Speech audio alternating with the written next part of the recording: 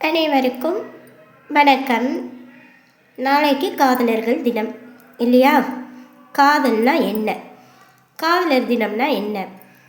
காதல்னா என்னென்னு பார்த்தீங்கன்னா, நான் கரெக்டாக ஒரு 18 வருஷத்துக்கு முன்னாடி இருக்கும், நான் படிக்கும்போது படித்தது லவ் ஸ்டோரி புக்ஸில். அப்போதான் இந்த கதையை பற்றி தெரிஞ்சுக்கிட்டேன். ஃபாரினில் நடந்தது தான்.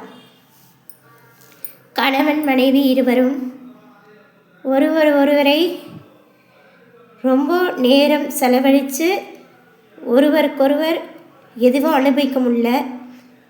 ரொம்ப கஷ்டப்படுற குடும்பம். குழந்தைங்க எல்லாத்தையும் வளர்த்து ஆளாக்கி எல்லாம் பண்ணிவிட்டு ஒரு நாள் அவங்களுக்கு பிடிச்ச மாதிரி இருக்கணும்னு முடிவு பண்ணுறாங்க.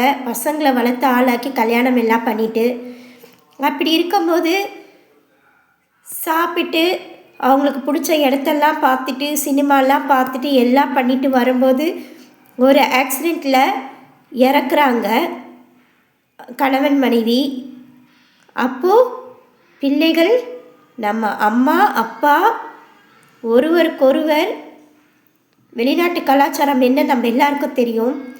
ஆனால் இனம் பிரியாமல் நம்மளுக்கு கல்யாணம் பண்ணி கொடுக்குற வரைக்கும் ஒருவருக்கொருவர்னு வாழ்ந்திருக்காங்க. இதை காதலர் தினமாக அறிவிக்கணும்னு சொல்லி அறிவித்தது தான் காதலர் தினம். இது கல்யாணமானவங்க மட்டும் கொண்டாடுறது இப்போ ஃபேஷன் ஆகி போச்சு. ஆனால் காதல் பார்த்திங்கன்னா என்னென்னா, உடல் ரீதியாக வரக்கூடியதும் ஆபாசமான பேச்சுகளும் உல்லாசமாக ஊர் சுற்றுவதும் தவறுகள் செய்வதும் காதல் இல்லை, இது காமத்தில் கலந்தது. உண்மையான காதல் என்னன்னு பார்த்தீங்கன்னா, விட்டு கொடுக்காம மன ரீதியாகவும் புரிதலுடன் நடந்து கொள்வதும், ஒருவர் நினைக்கக்கூடியதை பேசி முடிவெடுத்து இரு விருப்பத்துடன் ஒரு செயலை செய்வதும், அன்பு பணிவு கனிவு ஆறுதல் கலந்திருப்பது தான் உன்னதமான காதல். காதலை சொல்லுவதற்கு முன்னாடி காதலை காதலியுங்கள். காதலை காதலிக்கிறது என்றால் என்னவென்றால், காதலை புனிதமாக நினைக்க வேண்டும். காதல் தெய்வீகமான வரம். காதல் மேலே பற்று இருக்கணும். ஃபஸ்ட்டு காதல்லாம் என்னென்னு தெரிஞ்சுக்கணும். காதல் மேலே ஒரு ஈர்ப்பு இருக்கணும். அப்புறம்தான் காதலிக்கிறவங்க கிட்ட காதலை பற்றி சொல்லணும். காதல் புனிதமானது. காதலுக்கும் காமத்துக்கும் சம்பந்தமே கிடையாது. உடல் ரீதியாக வருவதும் ஆசை வார்த்தைகளால் பேசுவதும் உல்லாசமாக ஊர் சுற்றுவதும் தவறு செய்வதும் காதல் இல்லை, காமத்தில் கலந்தது. இந்த காமத்தில் கலந்த காதல் பார்த்திங்கன்னா என்றுமே சரி, தோல்வியை மட்டுமே தான் தவழும்.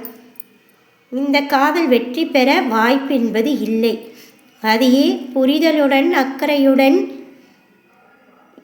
சுக துக்கத்தில் பகிர்ந்து கொள்வதும் விட்டு கொடுத்து நடப்பதும் ஒருவர் மனதை ஒருவர் நன்றாக புரிந்து வைத்திருப்பதும் மட்டுமே தான் சிறந்த காதல்.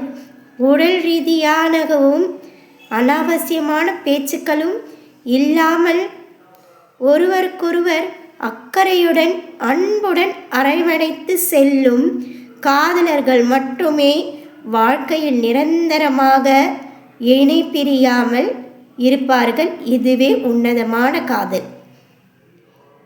இதை மனசில் வச்சுக்கிட்டு நாளைக்கு காதலர் தினத்தும் போது நீங்கள் யாரை காதலிக்கிறீங்களோ அவங்கக்கிட்ட எப்படி இருக்கணும்னு கண்ணியத்துடன் கட்டுப்பாடத்துடன் நடந்தீங்கன்னா நலம். நன்றி, வணக்கம்.